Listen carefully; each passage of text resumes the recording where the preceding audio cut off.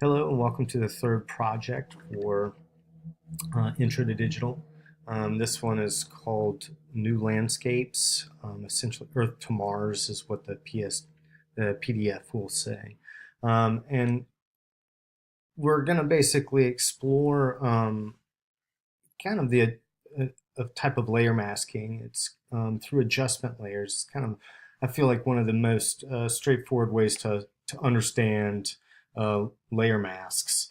And it's also a way to really tap into the properties that are already within the photo. I mean, that is kind of the breakthrough with digital photography, is that the information of color and contrast are broken down into information that we can actually go back and manipulate. Now, the understanding of pixels and the absolute value of each pixel will determine actually how far we can edit things and what they'll actually look like as an end result. And you'll see this just through manipulation and some of the things I'll try to talk about in these demos. The very first thing I want to talk about, though, is image quality and how the importance of that, again, when starting out. You're not going to be allowed to take any images offline and used. You should only use photos that you take yourself. And I understand with a online format, it becomes somewhat tricky for me to be able to investigate that, but there are ways. And I just want to clarify, if you cheat on that part of the parameter, you cheat yourself, really, because learning to take good photographs and understand the composition and really you have a lot of advantages now with having a camera on your phone, on your pocket at all times, that has a really broad editing capabilities within it as well. So I always say, digital working in digital imagery, it's really important to exercise the use of your phone camera, especially if you have a good one, like most of them are now. So not to say that this is an excellent photo, but it does show a certain area of contrast in the foreground elements, while kind of really trying to pay attention to lighting and the repetition of these overlapping darker and lighter forms to kind of build up a layering effect. Also, I'm trying to use a good amount of diagonals going into it, as well as verticals and horizontals. But it's just something to think about as you're composing an image. Now, I want you to explore photography in this assignment, that we're going to be thinking about landscape in a lot of different ways. The overall assignment is to take 5 photos and change them in a way that you are transforming the environment to look like more of an alien or Martian, so to speak, environment.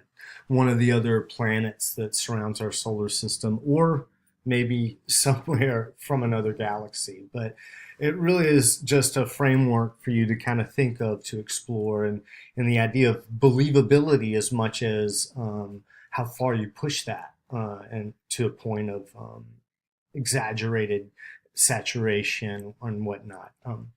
But some of the very first parts of that can be how you treat how you capture the image.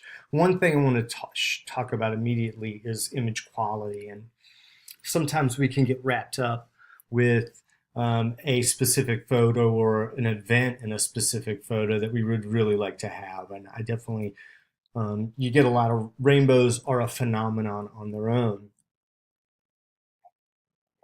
but you want to always understand that other things around that event can really overpower and dominate the event itself. So in this image, we were traveling, and I saw this amazing rainbow and the contrast of the sky. And this is one of many images, but this is what I wanted to use the example of, is because I had a chance to crop out some significant things that were obstructing a moment that I thought was happening. But I want you to pay attention. I'm going to zoom in and look at what happens. It just kind of breaks down. And this was taken with my phone, but it was taken in the movement at about 70 miles an hour, maybe. And you can see the blurring that goes on. And I actually think it's quite a lovely textural, painterly effect.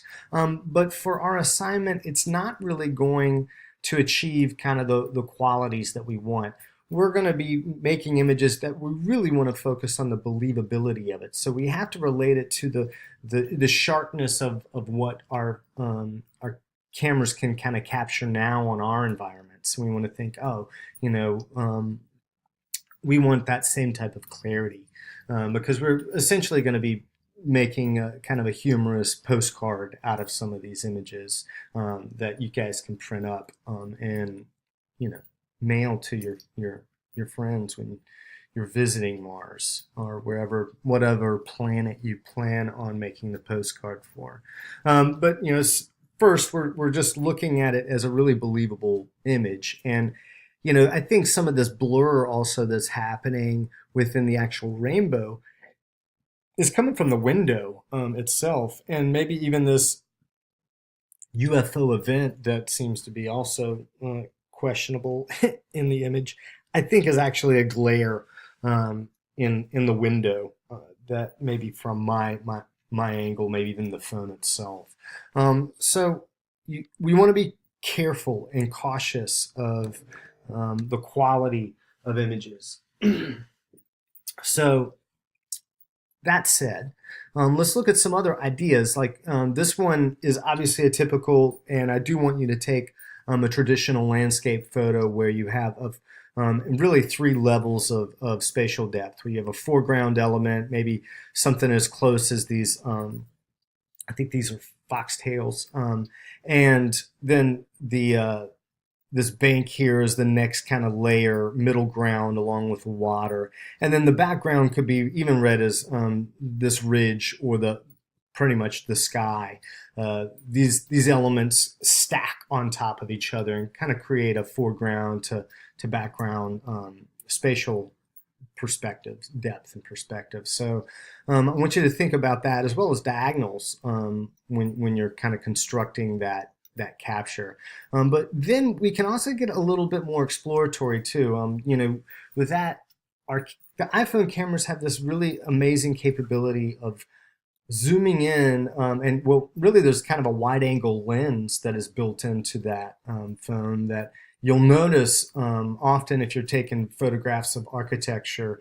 It'll really stretch certain things out to kind of show the emphasis of the dwarfing qualities of certain structures. But if you move that, look away from that image and compare the angles and the stretches of those straight lines, it's really different. Our own perspective is not quite as dramatic, but I want you to actually use that as a tool in this assignment where, I actually got down on this tree's roots, and there's not really that much of a hill I'm on. It's just that I got low enough that, and the roots were high enough that I could actually sink down in there and just have just the sky and some treetops kind of peeking over. The sky is completely blown out. I mean, the white just is overtaken any kind of blue sky that was there, which it very much was a blue sky. So, that's something I can play with a little later. But I also want to say, experiment with, the idea of editing too. I took this close up of bark off of maybe another tree. It could have even been the same one a little higher up, but obviously this is at a vertical composition and doesn't necessarily, we don't think of it as landscape. But with the simple edit of rotating the image,